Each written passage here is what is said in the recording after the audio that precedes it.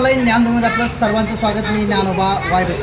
बीड जिल्हा रुग्णालयामध्ये मागच्या 48 तासात जिल्हा रुग्णालय अपघात विभागामध्ये 13 रुग्ण सर्पदंश झाला म्हणून या ठिकाणी आले.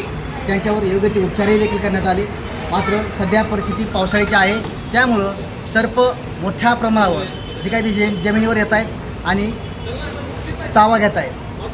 त्याच दृष्टिकोनातून या ठिकाणी उपाययोजना करत जिल्हा रुग्णामध्ये उपचारासाठी एकूण 13 रुग्ण मागच्या 48 तासात आले. त्यांच्यावर योग्य ते उपचारही करण्यात आले. काय म्हणाले डॉक्टर आणि सर्पमित्राचा काय सल्ला आहे, नागरिकांना काय त्यांनी मार्गदर्शन केलं आहे ते पाहतो. मागच्या 48 तासामध्ये जिल्हा रुग्णाच्या अपघात विभागामध्ये एकूण 13 रुग्ण आलेत, सर्पदंश झाले. एकंदरीत कशी त्यांची तब्येत आहे आणि कशा प्रकारे उपचार केले तर नागरिकांना काय सल्ला असेल? गेल्या 48 तासामध्ये सिव्हिल हॉस्पिटल बीड येथे 12 ते 13 रुग्ण ॲडमिट झालेले आहेत. त्यातील काही रुग्ण हे बरे होऊन आपापल्या घरी गेलेले आहेत व काही उपचार घेत आहेत. बाकीच्याची तब्येतसुद्धा व्यवस्थित चांगली आहे.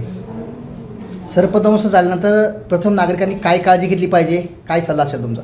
सर्पदंश झाल्यानंतर प्रथमतः नागरिकांनी घाबरून जाऊ नये व तात्काळ जवळच्या हॉस्पिटलला किंवा सिव्हिल हॉस्पिटल बीड येथे उपचार घेण्यासाठी पेशंटला घेऊन यावे.